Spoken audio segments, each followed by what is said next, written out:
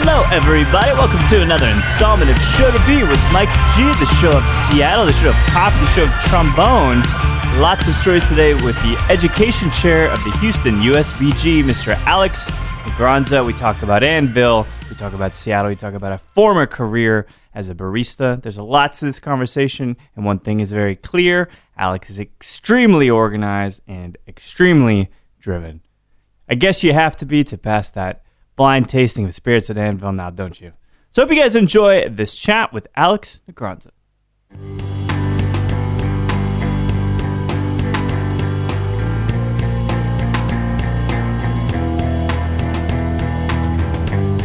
was in Chicago Thursday morning, actually Wednesday night. I need to go to Chicago. Oh yeah, I saw that.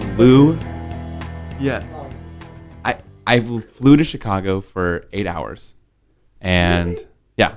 My flight left at 6 a.m. I left at 7 a.m.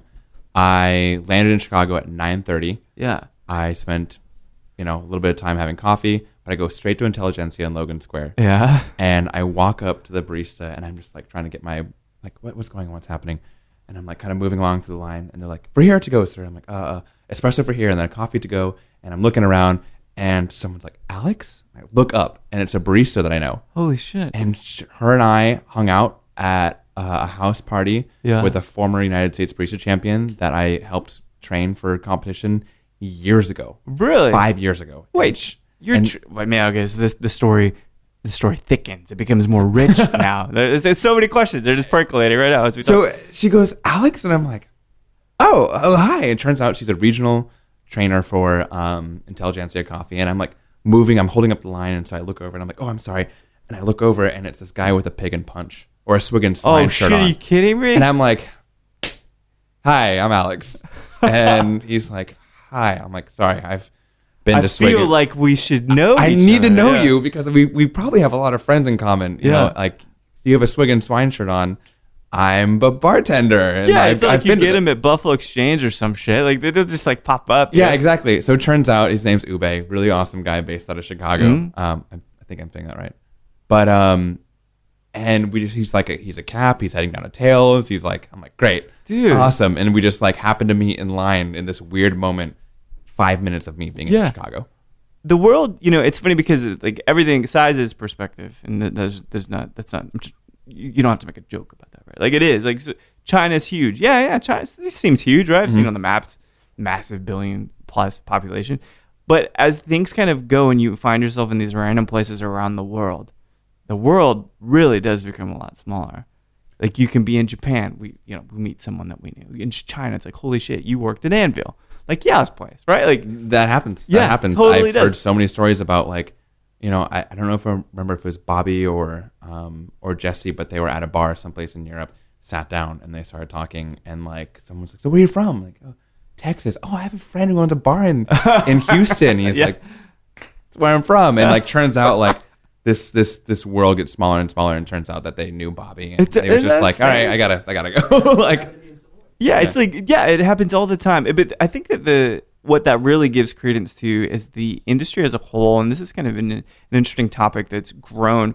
So go back 10 years, the hospitality industry, although a necessary evil to some, right? It wasn't a lucrative career, right? You couldn't necessarily build a career out of it because people, they felt drinking was a means to an end, but as they started to get more concerned about their food, they started getting more concerned about their drinks, and thusly, it takes a lot of nuance and talent. Like, how long have you been doing this stuff? So my first coffee job was... So I was in music, and I actually realized... Wait, what aspect of music? Were you a hype guy? No. Okay. A little bit. But I wouldn't say no. So actually, I went to school and studied music. I played trombone. I played trombone for probably 6-7 years. Is the spit valve as gross to you as it is to me? It's even worse. Okay, good. I have some stories about spit valves, but the worst. We can skip over those. But yeah, so I went to school to study music. Played California State Honor Band, stuff like that. Loved trombone, classical music, jazz, like swing, funk, fusion. Because trombone's not easy. It's fun. Yeah. It's weird because it's a low brass instrument that has some of like a high brass component to it. Right. It has potential for it, but it actually kind of rides that area. It has some really fun like riffs and anyways. It's interesting. I'm an alto sax guy. Full Okay, disclosure. got it. Okay, so I get got it. it. So Okay, I've music. played in symphony band. Got it. Yeah. It's good. It's not a bad instrument. But so because I love talking about classical. Yeah. Was there a guy that really you first heard their work and you're like, shit, okay, music has just opened up for me? Two musicians, two composers. John Williams. Yeah, of course. Big pop sensibility. Big, just like Yeah. the fact that like when I first heard his music, I was like, God, this guy's from 1700. And like turns out John Williams is performing like these like amazing Americana style, like just high brass, lots of emotion and feeling. And it was like, I was like, wow, this is really cool. And then there was Gershwin. Oh, of course. Love Gershwin. Like, Rhapsody in Blue. Right? Rhapsody in Blue is my jam. I love Rhapsody in Blue so much. Every single time I hear Rhapsody in Blue, It's I'm just beautiful. Like, I want to like. I've played like jazz, funk, and like fusion, and like high brass, then like slow ballads of it, and like then I've played the classical side of it before in the honor band, and I've played a whole bunch of different components of it, and it's always such a fun piece because it moves so fast and it's dynamic, and it's I don't know. Yeah. And there's weird like half step increments too. Like that was the one thing I learned about it. It was one of the prototypical songs about like, oh, and he breaks key here, right? Yeah, which is really really kind of cool. And it's a piece that you actually have to feel. You can't play Gershwin and be like, I'm gonna read the music and what. Like, it's not Sousa. Exactly, which is Sousa, who is just so exactly. See, this is the essence of band nerdness right now, which I like that though. It's good. There's something about like emotion and the intangible that you have to like feel, not just as a musician with your conductor, but also as a musician with an ensemble. You have to like tap into this energy that's both around you in your section and in the entire symphony. You have to really be a part of it. And that was the first piece that I played and was like, oh man, this is amazing. Was so musical? So you talked about Modesto. So you're growing up. When so the band stuff? When did that kind of start to come into play? When you were in your teens or earlier? I left. I guess I graduated high school and started going to the local JC because I didn't have an answer, but I didn't want to just wait. JC, tell me. Modesto Junior College. Oh, okay. Yeah. Right. So and that is Modesto Junior College is just this weird place. Modesto in itself is it's a really large farm city in the middle of California. Yeah. It's got a population of about 350,000 people. Oh, wow. Ish. Yeah. But it's like the largest city in the middle of nowhere. It's a big farm town, basically. Yeah. That is most famous for a corrupt politician named Gary Condit. And then that sounds real familiar. Even maybe I know Mr. Condit. Lacey Peterson. Okay. Which one's Lacey Peterson? Why is that something? Lacey Peterson was an 8.5-month-old pregnant woman who was murdered by her husband Scott Peterson on Christmas Eve. Scott Peterson. She lived actually about 5 or 6 doors down from me. Are you kidding me? Yeah. You didn't hear it, did you? It didn't happen at the house, but okay, good. But it was really weird. I wouldn't want it to be on your like losing sleep every night. No. It's interesting though because that's Modesto. Modesto's, and the other thing that Modesto is known for that's infamous is a little wine company called Gallo Wine. Yeah, I think I heard of them too. Yeah, Gallo, actually, it's a small company. They're real small. Yeah, I think the smallest in the market. They're pretty small. Yeah, you can small little tasting shop. But Gallo, Modesto is interesting. George Lucas went to high school there. Yeah, I actually went to high school with my stepdad. And really? some of my like my aunts and uncles and stuff like that. Downey High School, the Downey Ducks. Downey Ducks. I like it. Yeah, were they didn't have the Mighty Ducks didn't come from this, did they? Got it. If that happened, that would be amazing. Actually, I couldn't. Vacuums are created in towns like Modesto or in That's true. Sandy, Utah, right? Like exactly. That's what happens socially, right? Yeah. You get this people there's not really like a common narrative, and people find their own way, and thus you have this huge melting pot. It's interesting because in my experience, from the people that I like went to elementary school and high school with, you have this city that doesn't really produce anything. Yeah. It produces stagnant people, right. People who accept reality, they don't have drive, and they just kind of end up doing this thing. Or it produces people that have so much ambition and angst and drive that they just kind of like, I gotta get the fuck out of here. And they just explode, and they just like go and do dynamic, insane things. Yeah. And like their past and their history shapes them. And I think that's kind of what happened with me. Is I was studying music. I was working with local bands, getting them into like small cafes, and I was studying a lot at cafes. So I just easily networked, and people ended up noticing me, and I ended up working at a cafe, which then, a brand new, like at the time it wasn't anything, but it was an artisanal coffee shop. Sure. You know, opened you did that up. in quotes. I think that's worth noting. Because I think the artisanal coffee shop nowadays, this was 2006, 2007. Wow. If you were to say artisanal coffee shop nowadays, people would be like, okay, someone from Portland's opening up a new place. I know. But in Modesto, California, this farm city, like it was Starbucks. Yeah. And I really mean that, like that was it. If you wanted coffee, like Starbucks was your jam. So you had this first alternative, basically. And it was the first time that anyone came into the industry with like something new. And like there wasn't even a coffee shop culture. Coffee didn't really come around until 2006, 2008 was really when we started to see a culture develop in direct trade relationships with producers and farmers at origin, when we started to see sustainable buying practices, when we started seeing places like, if you look at the timeline of Ritual Coffee, Intelligentsia, you look at Stumptown, you look at Counterculture Coffee, and all these coffee shops around the country, a lot of them didn't start to grab traction until the late 2000s. And, so it's an interesting thing, because I'm like, okay, your music, you're passionate about this, very creative centric, like this kind of this right brain thing. I think I always flip those, but at any rate, so very creative. You're doing the junior college thing, but getting a job and working in this industry, it sounds like maybe you're starting to develop this kind of paradigm about food, or paradigm about the ethics of how people are treated. I totally fell into it, to be honest. Yeah. Like, I got this job offer. I was doing this pop-up event with a bunch of musicians from around the country, and I was like, the owners of the cafe were like, yeah, totally, you can have the space for one night. And I ended up running like the coffee bar, as well as like making like small bites and food, while hosting like a VIP area for like musicians and like personalities, then had like another VIP section for like local fans that we had like done contests for, and then there's like the general public, and I was running lighting and like MC, and I was running around, and it was me and one other person, and I was running point on all these things.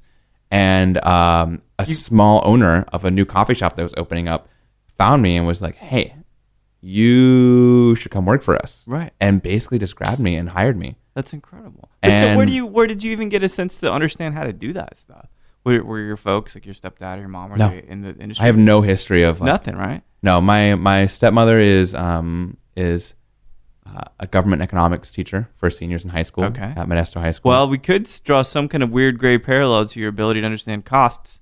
Yeah, right. I actually attribute that to Jeffrey Morgenthaler and being transparent about like the cost of a cocktail and like having a blog. Yeah. Oh yeah. But my father works in corporate America. My stepfather is a chiropractor, anatomy and physiology professor, and my mom is kind of a stay-at-home mom.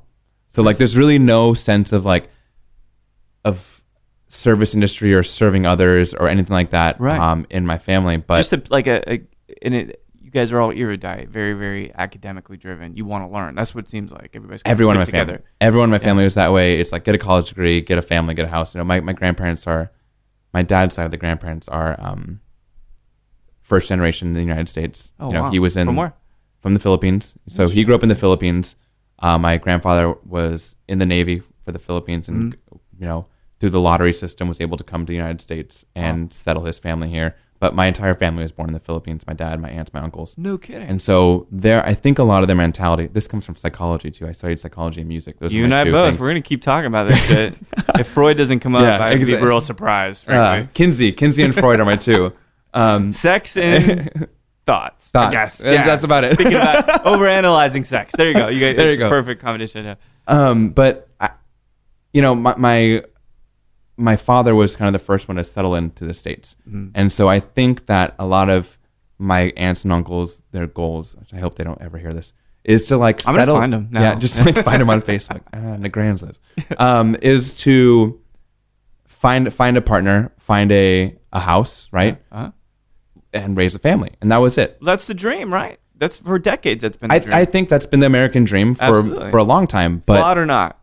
Exactly. But there's something that is buried into that idea of the American dream, which is content, right? And something that I've had a problem with my entire life is being content. I had this insatiable appetite to like go and like experience and like push myself and find something new and like continue to like evolve an idea or evolve a concept or evolve something that you're thinking about and see where does this go? How does this become something? But so let me ask you a question. So you talk about contentment, and if you plot life, it's got to be, so being real sad is a -10, let's say. Being real happy is a +10. Mm-hmm.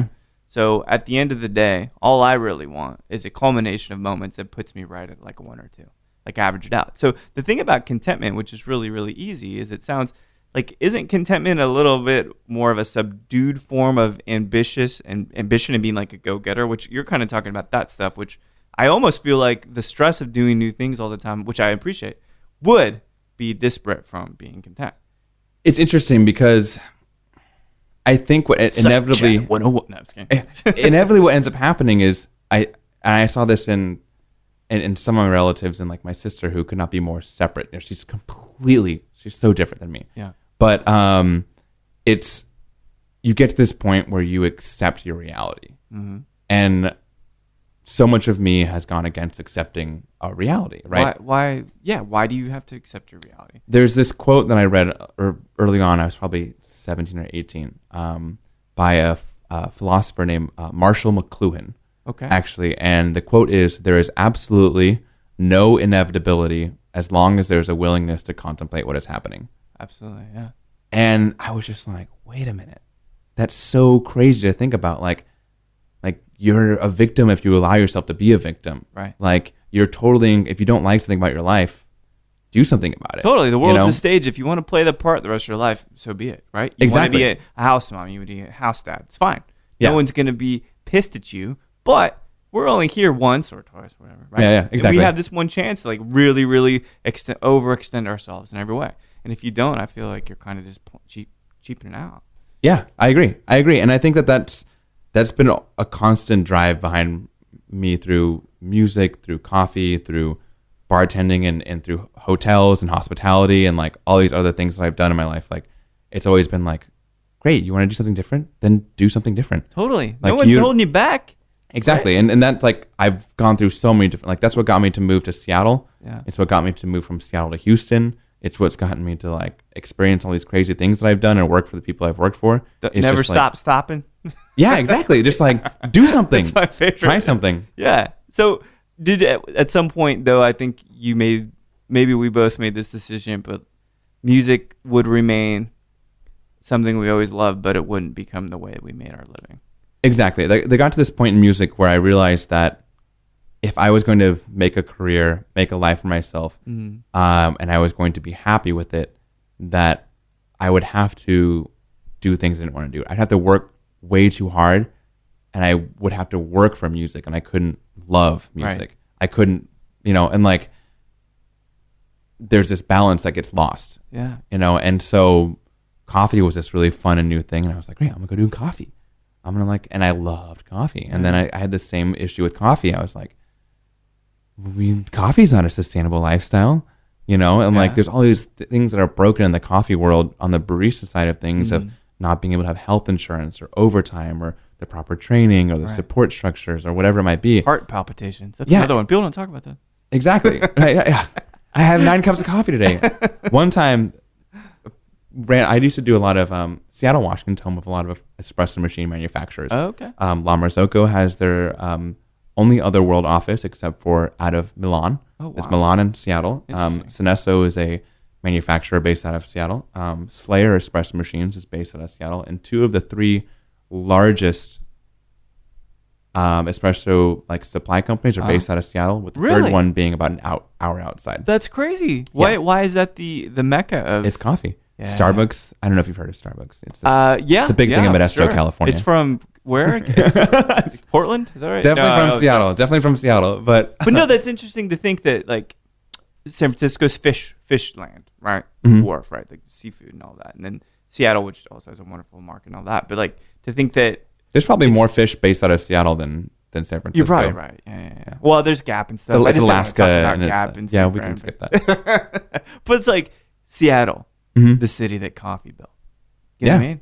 Yeah, I guess I never think about it that way. Like that was where it started. That's where it spread from. It's where in the industry we talk about like Starbucks mainstreamed the latte, which without it's the mainstreaming of the latte is the equivalent to vodka pays the bills. Yeah, it's exactly what it is. Like and we had that internal dialogue in the industry with lattes and vanilla lattes, and what do you do? Do you tell a guest, no, I can't make you a caramel macchiato? Right. What's that dialogue look like? If you have vanilla and caramel and you can make technically what they're asking for, which is a Starbucks drink, but instead you give them the true definition of what a caramel macchiato is, right? So there was an internal dialogue in the coffee industry, but you just drew the best analogy that I've heard all month.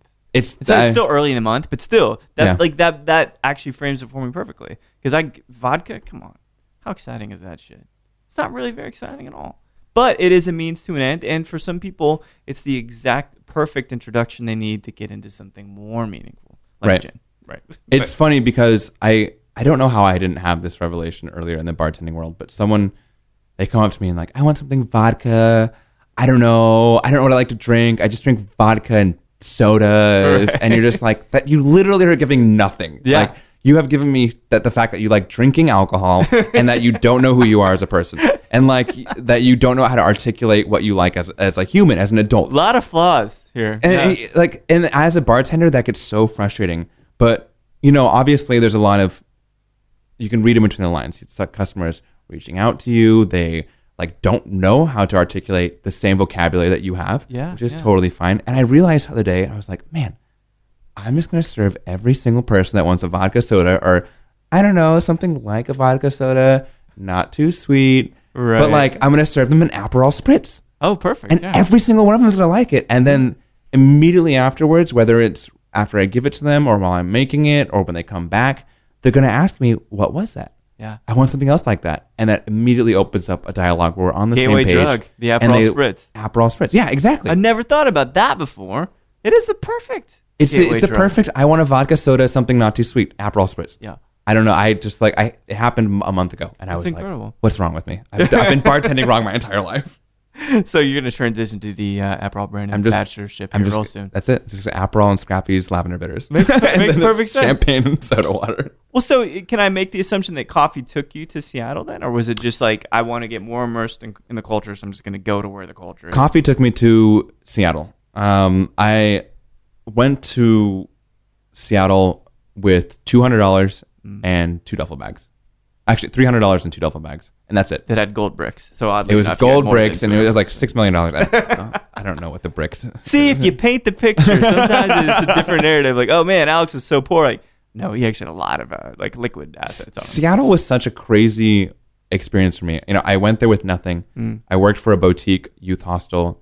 They had just opened up 3 weeks earlier. I was their first employee. I ended up managing it, and ended up opening other boutique hostels and hotels with that same company for a number of years.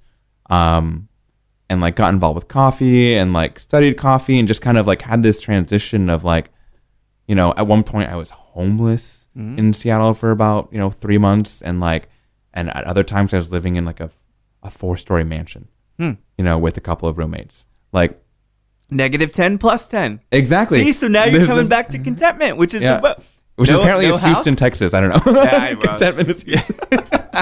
But that's exactly illustrates what I'm talking about. It's like, well, I was living on the streets for 2 days, but then for 2 days I lived in a mansion. Yeah. Fucking even. You're breaking even, right? You break even. Perfect, yeah. Are you a Seinfeld fan? Oh, of course. Okay. There's a great episode about Jerry. He's like, you're up, you're low. Oh, that's right. Yeah. Elaine's down and George is Elaine getting is laid down all and the George time. is up, and then that's awesome. But Jerry for somehow always did pretty good. He He played in the pocket. I always Same with even Kramer, out. always in the pocket. Yeah. Drinkwell was actually playing Seinfeld. Oh, were they really? For their Tiki Sundays, and we actually had to explain to him the dingo ate your baby, Which is an amazing movie with classic. Sam Neill and Meryl Streep that people don't even realize is a movie. Yes. But and it's so of the time. But I was watching that movie. But anyway, yes, it's very, very. Okay, we can Seinfeld. We want to talk about Seinfeld. God, we could do a whole fucking show on Seinfeld. I tell you one thing though, and this will be to tie the Seinfeld topic off. No one since and no one before ever talked about, even Freud or Kinsey talked about shrinkage. Nobody has ever. I was in the pool. I was in the pool. No one has ever, Yeah. in detail, talked about the phenomenon, which is probably an evolutionary need to keep safe and keep the boys, It is warm. exactly what it is. It Yeah. is. It is absolutely like I studied human sexualities, and the only other time that we brought up the shrinkage was we actually played a Seinfeld clip. That's right. In my human sexualities class, and we described the need to, bring the boys up closer to your body to keep them warmer. It's like and the there's turtle retracting its head. And that's a more brutish analogy, but it is kind of. We're gonna go with that, yeah. But yes, Seinfeld, very influential on my really strange sense of humor, as it seems like probably for you as well. Which is great. This is great. Yeah, I'm into So amidst all of the homelessness and then living in mansions and things, how long were you in Seattle kind of overall? I was in Seattle for 8 years. Oh, that's a long time. Yeah. What would you consider was that kind of, I imagine your career kept building up and you hit like a particular apex before you left? Yeah. So through my time in Seattle, I was, a barista. I was a barista trainer. I judged numerous regional barista championships. I was a 5-time certified United States barista championship judge. Jeez. I worked with, I opened up a few coffee shops with a few different people and I consulted on that. Yeah. And we'll circle back around that in a second, but ended up basically having a client that kind of drove me crazy. In a good way or a bad way? Oh God, in a horrible way. Okay.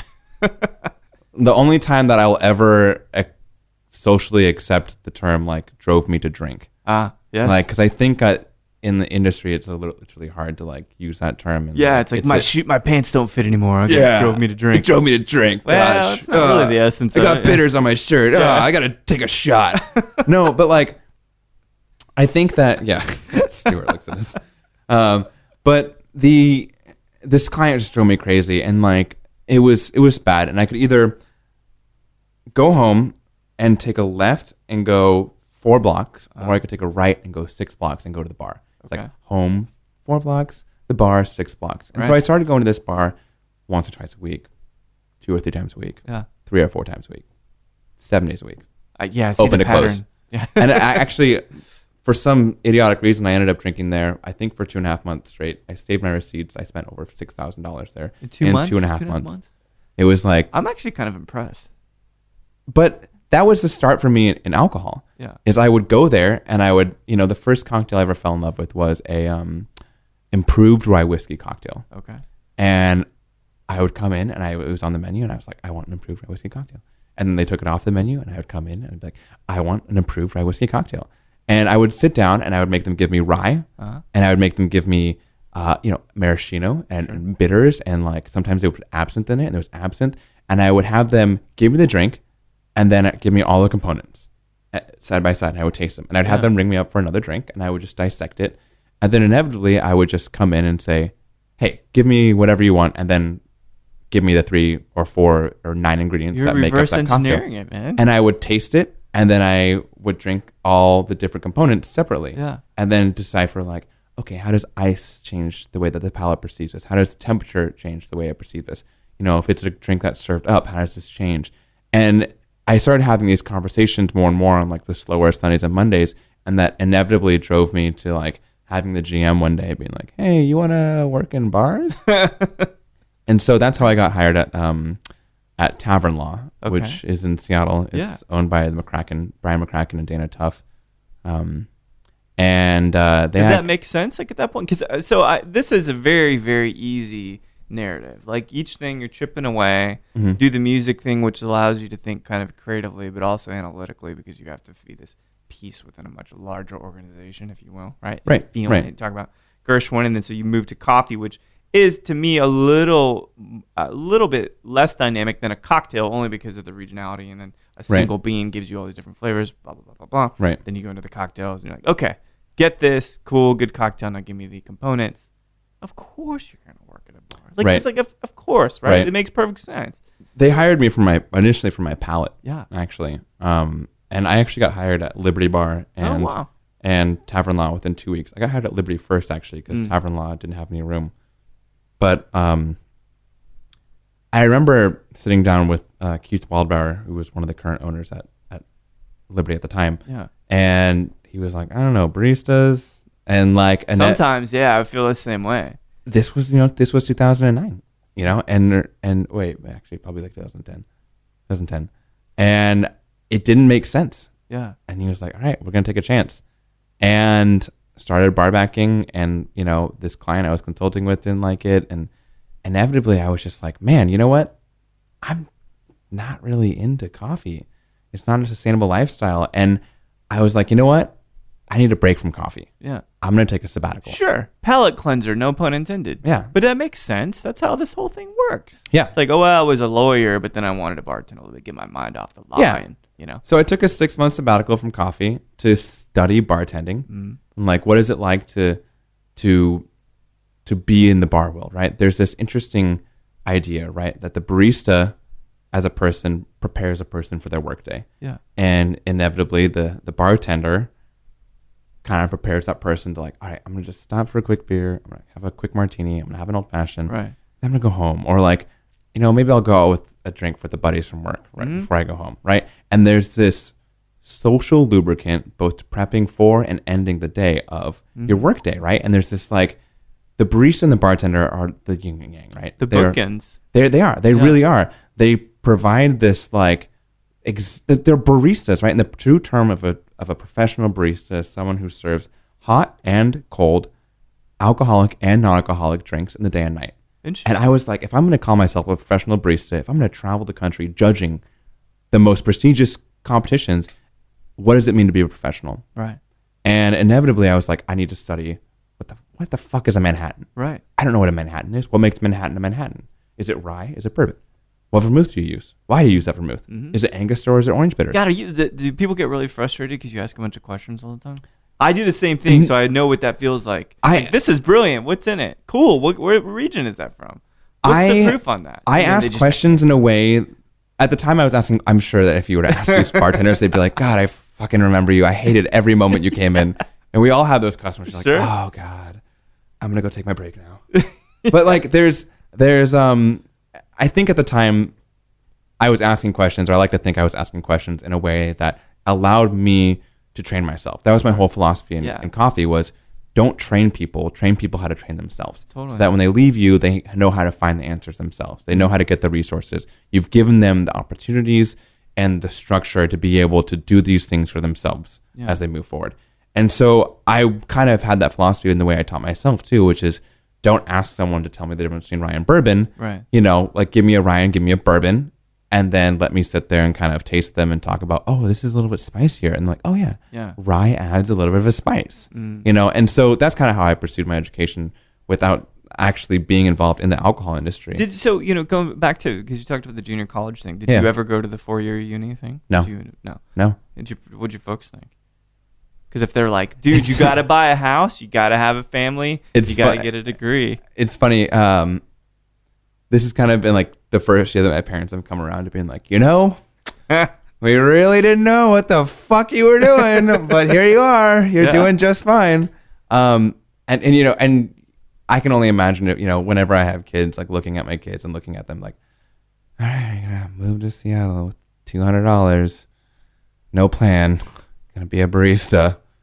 Oh, great. Now you're drinking all the time. Oh, now you're working in a bar that gives you alcohol. Okay, right. Awesome. I see it and I get it, but I always had the drive to do something different. But I never subscribed to the thought process of, let me put a piece of paper on my wall that says I know something. You know where my degrees are? What? They're crumpled up in the top drawer in that closet there. God, I love it. You should Is there a way to frame crumpled up pieces of paper like a shadow box? You should get a shadow box on this wall. It's like, God, that's the most expensive fucking thing I've ever had. And besides this whiskey we're drinking. I'm kidding. I didn't actually know what I would go to school for. Like, what would I do with a psychology degree? I don't want to sit in an office. Well, yeah. What would I do with music? What's the best clinical psychology environment you could ever have? Being in a bar. Yeah. Is it not psychoanalytical? Is it not behavioral? It's everything. Everything. And no one's hiding anything because they can't. Loose lips. At least not after the first shot. That's right. Yeah. Definitely second or third, you're like, okay. Yeah. Can someone give him a hug? That's right. Like, you're falling apart, man. And I get it. Like, this is what you need to do. You stop, be nice to your kids. That's how you got to do. It's all you got to do. So being in Seattle, I can already see this kind of momentum building in the alcohol side of the house, which you were kind of built the coffee piece. When did you hook up with the Scrappy's guys? Must have been when you lived up there, right? Yeah, absolutely. So Scrappy's Miles Thomas is actually the founder of Scrappy's. Okay. He started the company in 2007, 2008, depending on, if you're looking at it legally, if you're when he started like kind of experimenting and stuff like that. Yeah. And he actually bartended at Tavern Law. Oh, no shit. And so when he Small was... world again, exactly. It's going to happen, right? So he was kind of filling this like part-time position of like, I'm kind of focusing on working a little bit with Scrappy's. I'm kind of focusing on bartending. I don't know where this is going to like, okay, I need to focus 100% of my time with Scrappy's. And so he left the company and everyone moved up, which left room at the bottom. And that's where I come in.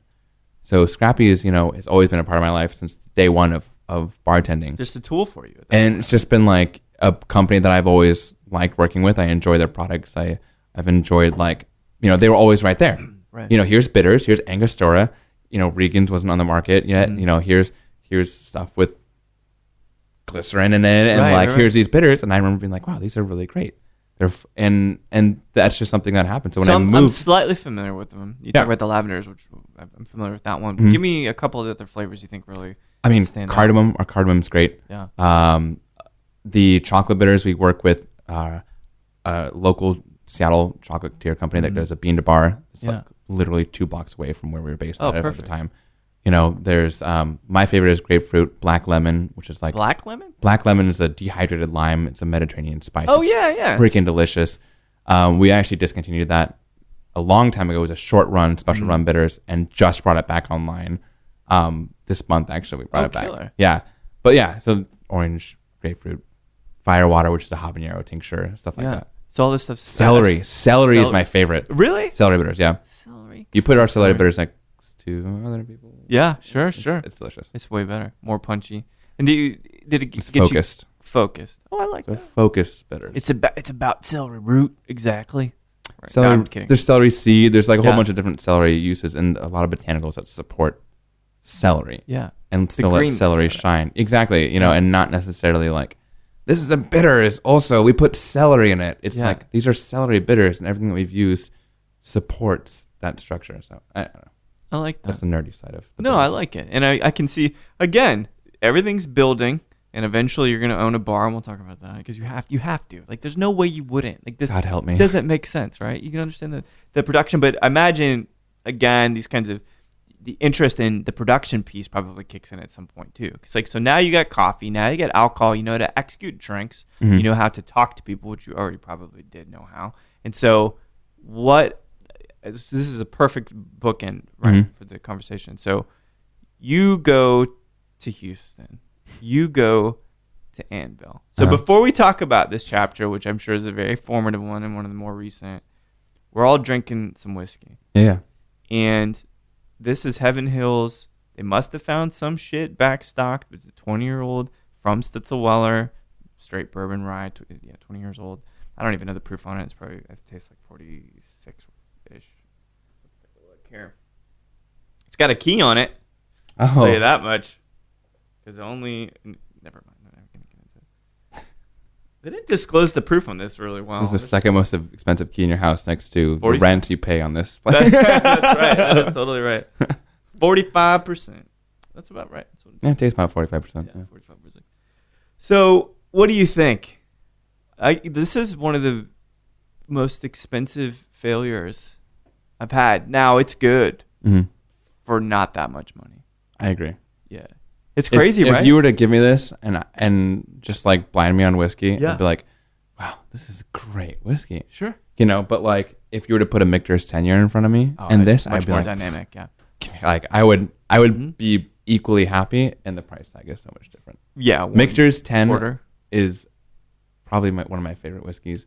Totally agree. Someone recently bought me a shot of Michter's 20 at the bar. Yeah. And I just 10's better. panty dropper. I thought the 20-year was. Oh, it's good. It's great. It's great. I wouldn't go in and buy it myself, but someone bought it for me, and I was like, if it's gonna be we'll get to Pappy later, but yeah. I was like, this is great, but this is actually it's very delicious. It's good, but it's not that good. I wish it was like Better. natural strength, you know. Yeah, not like, yeah. You know, 45. I feel like the whole middle palate of this thing just drops out. I totally do, because I get front palate and then like back, and then that's it. So I'm missing all of the dynamics that you love that come from mid palate. That's me. But I think this is more of an experiment, this bottle, and the kind of tasting with you guys. One of the things that one of the things I really, really love about Top me up a little bit too. one of the things I really love about older bourbon specifically is their ability to transport me to Kentucky. Yeah. And putting me in a rick house or a barrel house. And like you smell it and you're like, and you immediately picture like the black mold and the brick or the you know, the metal frames on the outside, and you can just like feel yourself in this space, and you taste it, and there's like the taste is, you can't describe it to someone. You only taste it once you're sitting like third or fourth floor in a barrel house, and you're like, this is whiskey, this is bourbon. Yeah. So you think that's something when I taste 20-year whiskeys, I want that there. I want it to sure. like, I want this thing better be a time capsule, and I want it just, or a time portal, just like take me there right now. Yeah. But it does. It's a little bit there. It's a little bit there. You know, the thing that we'll diverge from bourbon here in a second, but I love jazz. Yeah. Right. Jazz isn't particularly structured, but it's guttural. Yeah. And people could say like bourbon's like rock and roll, but it kind of discounts a little bit because jazz has these kinds of weird, kind of cerebral notes to it too. And that's the thing that I love about bourbon. It is our jazz. It's the only thing that we in the States really have to offer the world stage of spirits. Which is funny because so is jazz. Yeah. And jazz exactly right. Jazz is the American. Yeah. Cheeseburgers, yeah. Oh, there's some cheeseburgerness. Although I don't think we invented that shit. We need some cheeseburgers in here. Do a pairing. Yeah. Oh, shit. That would be incredible. We're going to get some In-N-Out, and we're going to do some Shake Shack. Well, so how did you connect? Did Bobby reach out? Did you know? I know you knew about Anvil before. You had to. This is a really funny story. So I was actually in town for the United States Barista Championships back in 2010. Okay. Hosted in Houston, Texas. Yeah. The George R. Brown Convention Center. Oh, it's a lovely convention center. Lovely, beautiful convention center this time of year. Doesn't even smell that much. No, that's not true. Oh my God, it's horrible. I know. I was trying to underplay it. Yeah, God, it's so bad. Texas is... Never mind. So I was in town judging the championships, and the United States Barista Championships always have a Sunday party. Okay. And our championships of like the finals of the entire bracket are on Sunday. So there's like always this big Barista Guild of America, which is the equivalent of the USBG. Sure. There's always a big party after the champion gets announced. And so we did the Barista Guild of America championship party at Anvil. And we bought out Anvil. So do you have any say in that? So on a similar, like, turns out that was going on. Okay. On a sidebar, like, I was traveling to Houston, and I talked to, my mentor Keith at the time, and I was like, hey, I'm going to Houston. I want to do a guest shift. I've never done a guest shift. We've hosted a bunch at Liberty before. Can you get me someplace? He's like, yeah, I got you. At the time, I'd only bar backed at Liberty and Tavern Law. And I had no idea what guest shifts meant. I just knew that it meant that someone came into your bar and they performed a function for the bar, and then they left. Yeah. So he was like, yeah, I got a guy. I know a guy. He reaches out to Bobby, sets up a guest shift for me at Anvil, and then turns out, like, he's like, great, we just need a cocktail from you. I'm like, great, I get to write a cocktail. I'm going to put an egg drink. It's going to be a flip. Right. It's going to use this and rum and coffee, and it's going to have turbinado and this and orange juice. And made this like elaborate flip to to be like, this is going to be the best coffee cocktail anyone's ever had. It's 2010, and I'm going to be like a pioneer in coffee cocktails. The George Lucas of cocktails. Exactly. And so I show up to Anvil after judging the United States Barista Championship finals. It's been a 10-hour day. Yeah. I get an hour nap, and I show up, and Bobby's like, "Here you are. This is Anvil. Welcome." They're setting up for a 200 or 300 person party. A buyout. Yeah.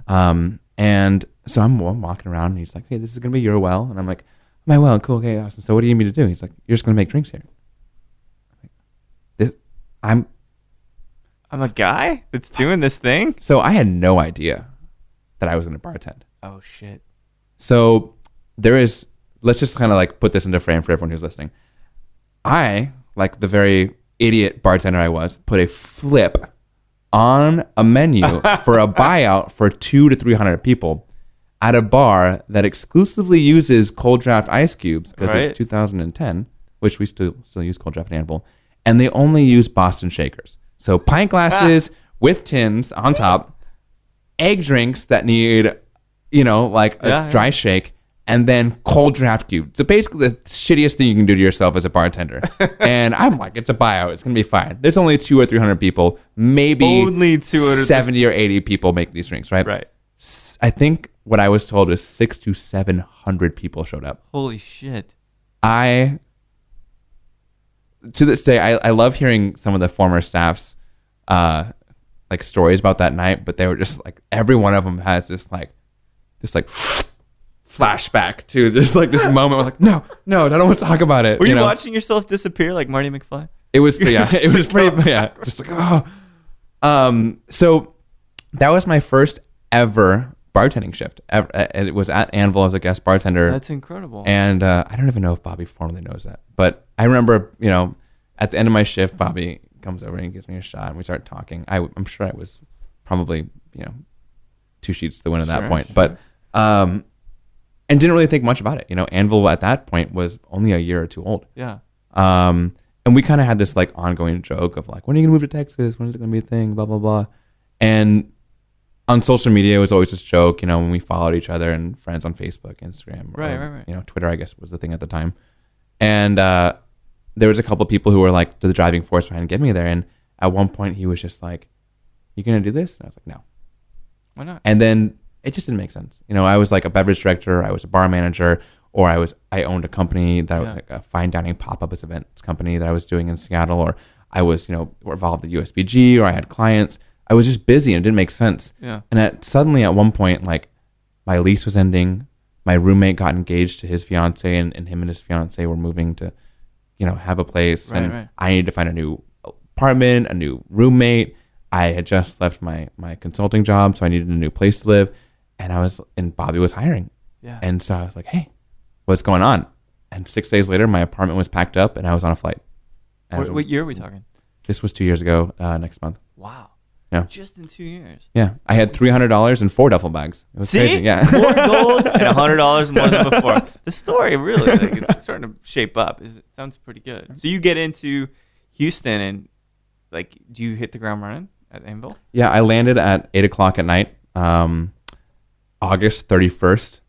And we are talking almost the second anniversary. Yeah. August 31st. And I was supposed to be at Anvil at 11 a.m. the next day, which was a Monday and Labor Day, September 1st, Labor Day, 2 years ago. Crazy. How convenient that my first day at work at Anvil would be Labor Day. Well, it is literally. Hey, if this is going to be a day you're going to start working, this is going to be it right now, buddy. I don't know what you're doing, but yeah. So I think in such a short time, you've managed to leave a big imprint on the narrative of the Houston scene. This is the thing is I try to do research to a degree, but I think you've been inextricably linked to being outspoken. Now, you're not outspoken like Bobby is. You're not pouring bottles down the drain, but I was taking pictures of bottles being poured down the drain. Can I repost that? Yeah. Right, thanks. So, but could you say you kind of came into your own here in Texas? That happens to a lot of people coming here. I think Philosophically, yes. I Mhm. learned a lot about myself. The reason I moved to Houston was to study under Bobby. It wasn't Yeah. necessarily to work at Anvil. It was the opportunity to mentor someone like Bobby. And I really had no idea what I was getting involved in. And it kind of happened on accident. And honestly, it's been the best thing that's ever happened to me, not just professionally in my career, but also like, you know, in my life. Like he's had a profound impact on how I view things and how I, you know, think about my life as an owner operator, potentially as a bartender, as a human, how I maintain balance in my life. And like, he's really shaped me a lot. But, you know, it's an interesting journey, I should say. Of course. Has to be. But we wouldn't be here if it wasn't interesting. You know what I mean? There's got to be the ups and the downs again, the homelessness and the struggling and the sweating and being underprepared. Yeah. Getting castigated by Bobby, I'm sure, which happened plenty of times. Yeah. To me, as kind of an outsider, and eventually I would love to chat with Bobby. There's much to talk about with him. But, what is he who we think he is? No. As this, I don't think so either. No, I think he is a social media darling, as far as I'm concerned. Yeah. But it seems like he's a real dude that is not that. He's the best business owner you could possibly ever dream to work with. Yeah. And I mean that so wholeheartedly. Like, he always has the staff's best interests at mind. Mm-hmm. You know, he always takes care of us on a personal level, on a professional level. He checks in on us. He just takes care of us and he cares. Yeah. And both financially, you know, we're fine. You know, like how many bars, you know, that pay for their employees like health insurance? Oh yeah, it's not a thing. You know, I have dental and vision as a bartender. Like, what the fuck is that? That doesn't exist. You know, that doesn't come from someone who's like, well, I guess we should do this. It comes from someone who has compassion and cares. Yeah. And, you know, I think that's something that sets him apart, is that he does these things because he cares and because he wants to like influence us and he wants to like help shape us to be people. Yeah. He doesn't care about like, I mean, yeah, the bar is important and it's important to him, but like, you know, he cares so much about the people that work for him. And like, those people are more important to him than the bar itself. Do you think that, and this is something I kind of think about because my mom's this way a little bit. She's very, very selfless. She wants to make sure that my brother and I are always taken care of, not spoiled, right? Do you feel like him taking care of which is an amazing thing? Like you have to do that if you're a conscionable business owner. You have to do that stuff. Because I think a very small percentage of business owners actually do that. No, you're right. I feel like it's an ethical obligation to a degree. And like having employees and thinking about bonuses and stuff, like it's how else do I show my appreciation, you know? So I'm caught in those times too where I have to think about that. But do you think that it's at the sake of, is it ever that you guys or the way that you're successful and how you're taken care of comes at the stake of his personal comfort or his personal career? Or is it what really makes his career, if that makes sense? Kind of like martyrdom in a sense. And I'm not trying to, this is not a critical thing. I can't go too much into Bobby's personal life, but I know he's made sacrifices on behalf of the staff. Yeah. And like he'll never, you know, if you ever get a chance to sit on some of his seminars and where he talks about, you know, are you personally ready to be a bar owner and what that means and like what that takes as a person and the sacrifice you have to make. You know, I know he's done that. And I think it's something that, you know, it's very clear in the business, but it's not something that he talks about to the bar staff. Yeah. You know, I know about it because I sit in on those seminars and I go to those seminars, or, you know, people I know reach out to me about them. But it's not something that we talk about as a staff, you know? Well, there's that line too, man, because it's like you're a leader, you've got staff. Yeah. You also want to be accessible and real and transparent, but at the same time, he does a great job of being an owner and being a leader. Yeah. And then the management structure at Anvil really focuses that attention. Yeah. You know, and I think that they do that very, very well. It's good. It is a fucking cultural mecca, a cocktail mecca. Like anytime anyone would go to Houston, you'd have to stop by. You just have to. Yeah, but no one comes to Houston. Well, I've been trying to get the fuck away from Houston for years. But I left in 2000. I went back maybe 3 or 4 times. Absolutely imperative that I went, but otherwise I won't go. But I will visit more because there's so much going on and it's great spots, you know. Have you seen it change that much in these even 2 years? Yeah, huge amounts.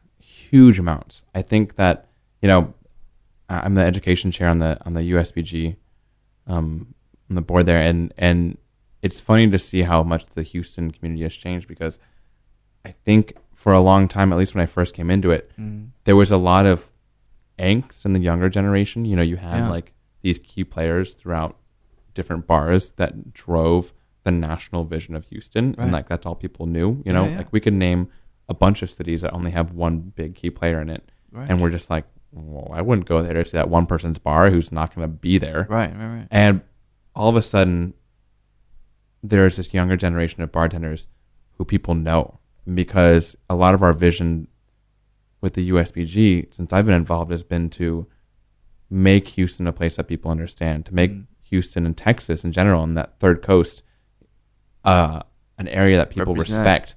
You know, like, yeah, exactly. Like, you have the East Coast, West Coast, and no one gives a fuck about what's in between, you know? Yeah. It's like, oh, you're not Chicago? You know, but like Houston, Austin, Dallas. I haven't been to San Antonio, so sorry, guys. But, but insane talent. It's unparalleled talent. And we have... It's so insane. It is. Just the sheer size of the city and having markets that can sustain a whole brand just by themselves, to have those brilliant minds that run through each of those markets. Yeah. It's insane. Like San Antonio, insane. Yeah. Jarrett's whole like he's building this fucking like crazy, almost mob-like arsenal of talent and bars there, you know? And a lot of people don't realize, because they're like, oh, San Antonio, well, look at the Alamo, right? You know, like they don't, it's an afterthought that there's these things that are bubbling out, this culture. But you feel like the younger kids, these younger kids, right? I try not to sound Andy Rooney-ish about this fucking stuff. But, Andy Rooney. But they seem like far more engaged, articulate, and driven than any other wave that I've seen so far since I've been in this industry. I think that there's so much philosophically we could talk about. Sure, you're psych major to psych major, bro. You know, we'll circle back around to like Jim Meehan's recent thing about the modern bartender, but I think that if you look at the progression of being a bartender and the way it currently stands, like we're able to, for the first time, redefine what it means to be a bartender professionally that's respected by the general public. Absolutely. It's why the general public looks for a term like mixologist, and why we as professionals reject it, because we don't need a financial advisor or an accountant for a Fortune 500 company is still called an accountant if they work for a small nonprofit. But yeah, it's like a collective conscience of America trying to round it out and fancify it. Right. Where we know that there's an implicit respect there. There's an implicit amount of talent. There's a lucrative nature now to this industry. But for some reason, bartenders is kind of, you're a bartender, you know, it's got this weird connotation. I think for the first time in a century, we're seeing a general acceptance of that as a career, you know. And if you look at like, maybe not my generation, but like the people that my mentors mentored are the people that have like, are the Audrey Saunders, you know. There's those people that have like really, like Murray Stinson, and the people that have like made profound impacts on this community, because they brought in that first generation of bartenders that were like, hey, we could open up bars like this. Yeah. And then those people kind of brought in a new group of people who then opened up the first generation of cocktail bars. And now we're seeing, you know, the second or third generation of bartenders who are looking up to these second generation bars that have come up through mentoring people who opened up those first generation bars. And the pendulum has swung back and forth, and they're finding balance both in mind, in how they, you know, healthy lifestyles, mindfulness, meditation, yoga, healthy diets. They're not smoking, or maybe they are smoking, or either not, you know, excessive consumption, or maybe they're not like, you know, partying all the time. And what did Jim say about this? I hadn't read this. So this modern So Lucky Peach just did an article that kind of rounded it up. If you're not someone who likes to read, but I'm personally someone who's much more tangible. TLDR. Yeah. But Pour did a video. They did the seminar series in France. The name's escaping me right now. It was in Paris about a month ago. But he did a seminar there talking about the modern bartender, what it means to be a modern bartender. And what's happening is that more so now than ever, our public is more engaged. The consumer has access to more knowledge, that the demand to say, hey, this bartender can make Ramos Gin Fizzes on cold draft ice in 3.5 minutes. Why are you taking 4? Right. That like the knowledge base and the access to Yelp and pictures and stuff like this is pushing our bartenders as a whole farther than they've ever been pushed in the professional world. Yeah. And that's happening at the same time that bartenders are having this respect.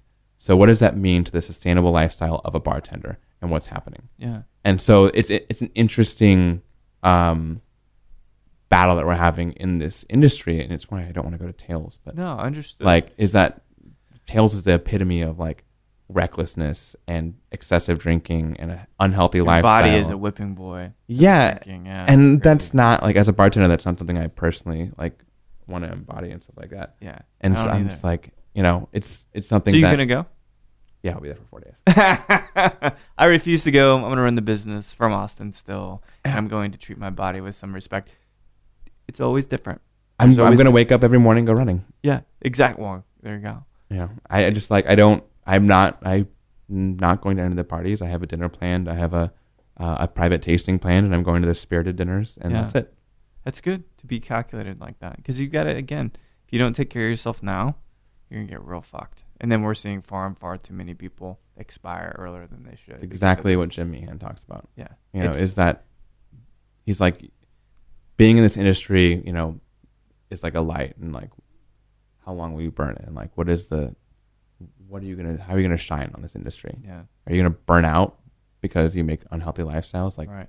If you want to stay in this world forever, not forever, but if you want to do this as a career, Yeah. you can't stay out till 5 a.m. smoking 2 packs of cigarettes a day and a bottle of whiskey. No. Like, I go to the gym every day after work. Yeah. I work out. Me too. Every day. It's 4 a.m. sometimes, but I work out. Doesn't matter. You have to do it. I feel better.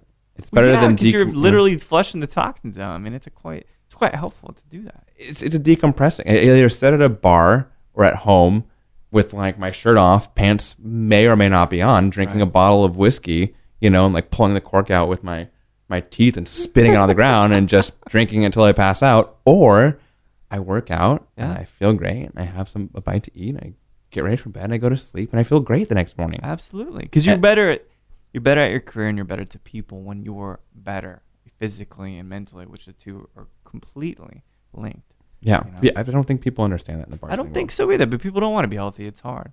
So the last question I got for you, because of course this is the natural progression and evolution, you're gonna open a place eventually. I will open a place eventually. See, good. It will not be a bar. No. Not a massage parlor. Those are pretty happening in Houston. All right. Well, now I can't talk about this. No, the Velvet Touch charges by the stroke. Stuart. That's what I vote now. It will. My first establishment will not be a bar. Okay, that's good. Maybe there will be a bar component to it, but it will not be a bar. Yeah. I'm working on that right now, so we'll Good. see. We'll see. But, I just,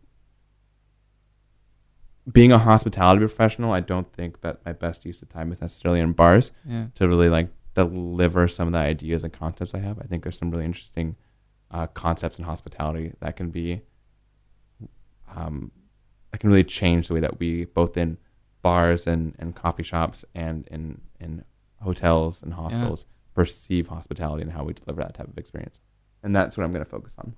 I have no doubt that your unique collection of experiences and your portfolio of talent. See, I should be in PR probably, right? I'll write your resume if you want. Okay, Austin, NPR. Gosh, I need that. No, but it's good, man. I mean, I can tell you're driven, and I can tell you're a really insightful, intelligent dude. So, this isn't the last thing you're gonna do, and it's not gonna be the biggest. We're gonna have you in Houston, and we're gonna flip the mics around. Oh shit! And it's gonna be like me and like Bobby and maybe like Alba and Justin Burrows, and we're gonna drink a bottle of whiskey and then just give you like Topo Chico and just like wait, hang on, let me tell you something about. And then we'll just. Was that a question? What the fuck was that? Wasn't a question. You guys are just pointing at me. Anyway, dude. Well, it's brilliant. You're in town. Thanks so much for meeting up, and it's great to on a Sunday night sip some whiskey with you. It's great to get to know you too, man. Thanks so much, Ox. Yeah.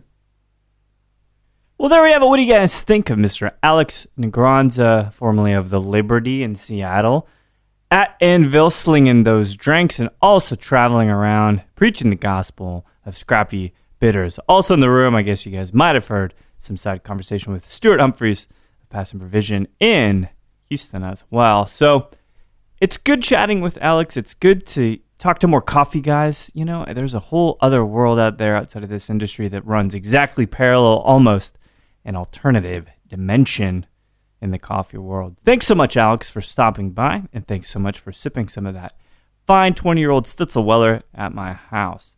And thank you, everybody, for listening to Show to V with Mike G. No matter who you think gets killed in tonight's season premiere of The Walking Dead on AMC, and no, they don't pay me to say that, or what you really think of William Lustig's 1980 Maniac, please keep thinking.